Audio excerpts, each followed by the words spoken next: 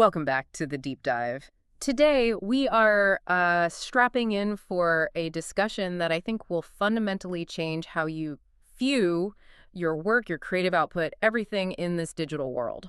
Yeah, we're really getting into the true cost of, well, of just existing online professionally right now. Yeah, It all comes down to one word: relevance. right. And for years, the story we've been telling ourselves is that AI is coming to replace people, which is, it's almost a comforting story. It is. It gives you an external force to blame. It's an excuse when what you're doing doesn't work. Okay, let's just rip the Band-Aid off right now because the sources we've compiled for this deep dive, they hit you with a really uncomfortable truth right away. They really do. They suggest that most people aren't becoming irrelevant because AI is better than them. That whole narrative, it feels good, but it's just not what's actually happening. Exactly. And this is the central thesis. You're not losing a competition against an AI. You're losing relevance because, and this is the key phrase, the system no longer needs average output. AI isn't replacing you. It's just forcing this incredibly rapid evolution. It's digital Darwinism. And in this new environment, average doesn't just get you by. It guarantees you become invisible. Okay, so that's our mission today. We are going to extract the specific mechanisms that are making perfectly good work, competent work, completely invisible. And then define the principles, the non-automatable skills that let a real signal break through all of that noise. So let's start with the mechanism. How does this invisibility actually happen? It starts with something pretty brutal. The first point from the source material is just platforms filter. Ruthlessly. Ruthlessly. And they're not built to reward you just for showing up. Not at all. That's the hard truth, isn't it? The algorithms don't care about your effort or your consistency. The whole participation trophy idea is just... It means absolutely nothing here. You can spend 10 hours, 20 hours crafting something that is technically perfect, checks all the boxes. But if it doesn't have that signal clarity... It's gone. It just vanishes. Yeah. And that vanishing act is made so much worse by the second point. Yeah. Overwhelming scale. I mean, it's everywhere. Too much content, too many tools spitting out more content, and so many voices just repeating the same tired takes. And when you get that, when you get cheap creation and infinite distribution, the whole system kicks into what the source material calls survival mode. Survival mode. Okay, but I have to push back a little here. Doesn't that feel fundamentally unfair? For the small creator who's really putting in the work? It feels punitive, I get it. But you have to think about the platform's incentive. Right. The filtering isn't there to punish you, the creator. Yeah. It's there to save the user experience. Yeah. I mean, these platforms are literally drowning in mediocrity. So if they didn't filter like this, the signal-to-noise ratio would just collapse. Instantly. And people would leave. So the filter isn't some conspiracy against you. It's a firewall. It's a necessary defense against the flood. That reframes the whole thing. And it brings us to what might be the most dangerous place to be in this entire economy. And that place is average. This is the single most important takeaway, I think. Average isn't bad. It's not broken. It's just ignored, tragically ignored. You can be competent, you can be consistent, you can be technically right, and you will still just disappear. Faster than ever. So let's break down why average fails so spectacularly now. There are 3 reasons. First one. Average doesn't trigger attention. At all. Think about it. When you're scrolling, your brain has developed this muscle memory for ignoring generic patterns. Like a banner blindness for everything. Exactly. An average headline, an average stock photo, an average idea, your eye just glides right over it. It takes zero mental energy to ignore it. It's not just overlooked, it's intellectually invisible. And the second point, this one hits hard. Average doesn't build trust.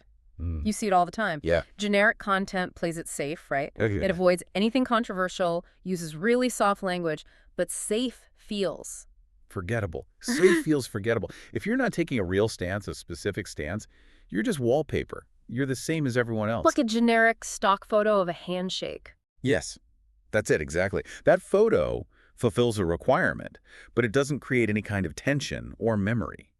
Trust is built on specifics, on a shared, clear understanding, not on generalities. Which leads right to the final, brutal point. Average doesn't create memory. This is so critical. If you fail, at least you have a story. You tried something bold, it didn't work. People might remember that. But the result of being average, of being irrelevant, is just silence. Yeah. And silence is so much more dangerous than failure because no one even knew you were there. And the economics behind this are just, they explain everything. Noise is cheap. It's dirt cheap. AI made it cheaper. Platforms made it faster. And let's be honest, a lot of companies are making a lot of money by helping people create more of this insufferable noise. So volume is not a strategy. It just can't be anymore. And on the flip side of that coin, signal is expensive. Very expensive. Because signal requires judgment. That's the scarcest resource right now. It requires restraint. The ability to say no. To say no to 99% of your own ideas. Mm-hmm. To say no to almost everything an AI generates for you. That intellectual cost, that's the one thing you can't automate. So when all that cheap volume explodes, the market has to react. The filters get tighter. They have to. And so signal becomes rare by design. The system forces scarcity upon itself to survive. And that right there is the attention bottleneck. It's not that we're not consuming. It's that the path to the consumer is now incredibly, incredibly narrow. And that bottleneck is creating a massive digital divide. Two groups are forming. They have the same tools, but the outcomes couldn't be more different. And you, listening right now, you have to choose your fighter. You have to choose your fighter. Okay. So on one side, you have the strategic thinkers. They use tools to amplify their thinking. They control the what before they worry about the how. They're thinking like chess players. Every move is intentional. Then you have the other group, Yep. the tool users. They're just chasing efficiency for efficiency's sake. They're the assembly line workers. Perfectly put. They optimize output, but there's no strategy behind it. A tool user gets a new AI writer and immediately creates 50 generic blog posts. Well, the strategic thinker uses that same tool to maybe stress test 3 core arguments, finds the one that really matters, and writes one single powerful piece. That's the difference. And that's why so many people are falling into this quantity trap. Posting more doesn't fix the problem. It just makes you consistently confusing. It creates what the sources call noise debt. That's a powerful idea. What's the interest rate on noise debt? It's brutal. It's paid in audience exhaustion. Every time someone scrolls past your generic post, they're mentally filing you under irrelevant. And the platform sees that too, and it starts throttling your future reach.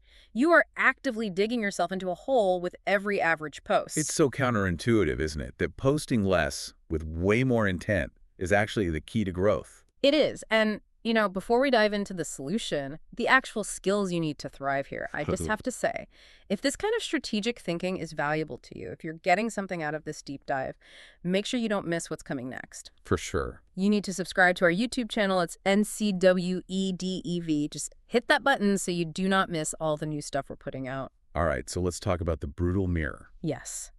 The role of AI in all of this, it's not here to punish you for being incompetent. It's here to reveal a lack of judgment at scale. Think of it like this. AI is the most powerful amplifier ever made. We just gave everyone on the planet a global microphone. And we're discovering that most people don't really have anything unique or interesting to say. That's the hard reality. AI scales shadow thinking faster than a person ever could. You give it a directionless idea, and it just amplifies that confusion. It makes people, and I love this quote, louder and more lost. Louder and more lost. That's perfect. The tool just exposes the weakness that was already there. Exactly. Tools don't create authority. They're a mirror. They just reveal if authority was present in the first place. So if average is dead and AI is just this brutal mirror, what survives? What are the actual skills that will matter in 2026 and beyond? We need to look at what the sources call the non-automatable layer, the stuff that, for now, ChatGPT just can't fake. Okay, what's pillar number 1? Pillar 1 is the most important, judgment, knowing what matters and, just as importantly, what doesn't. But that sounds so soft. How do you define judgment in a practical way? It's the opposite of soft. It's your intellectual veto power.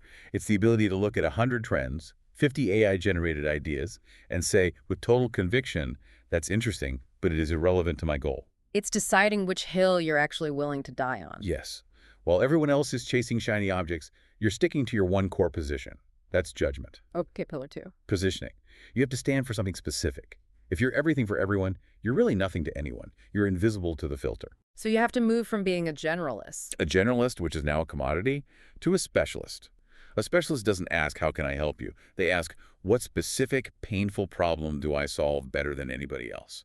That exclusion, that's what creates your signal. And the final pillar is clarity. Being instantly understood by the right people. And the sources are brutal on this one. They call complexity a hiding place for cowards. Why so brutal? How is complexity a hiding place? Because true confidence is simple. If you really, truly understand something, you can explain it clearly.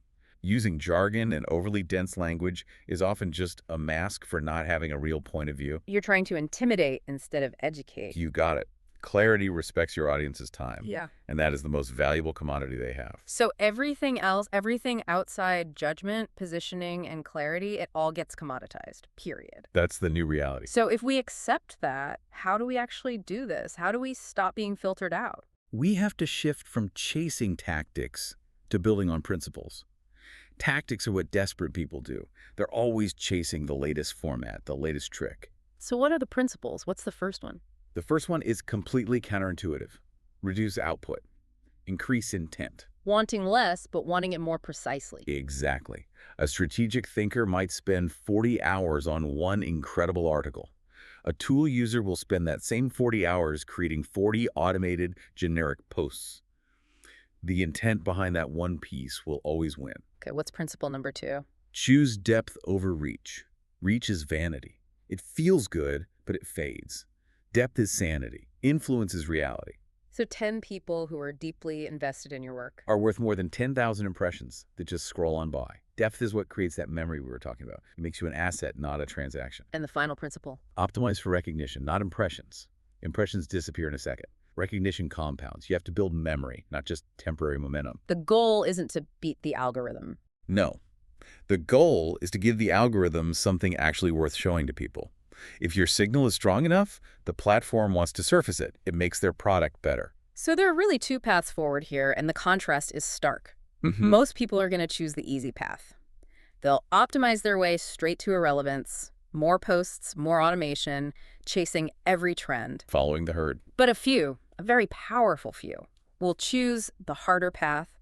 They'll think clearer. They'll speak less. And what they say will mean more. And that's the opportunity, right? That is the huge opening that most people are going to miss entirely. Say more about that. When noise is at its absolute peak, like it is right now, signal becomes unfairly powerful. This is a reset moment, one of those moments that happens maybe once a decade, where your positioning beats your pedigree. Wow. So it doesn't matter where you came from. It matters how clear you are right now. That's it. This isn't a threat. It's a chance to gain an unfair advantage just through intellectual discipline. Don't optimize your way to irrelevance. So we have to leave you with this question. Looking at your own work, right now, do you fall into the strategic thinker or the tool user category? We really want to know your thoughts on this digital Darwinism. Leave us a comment. Don't be most people.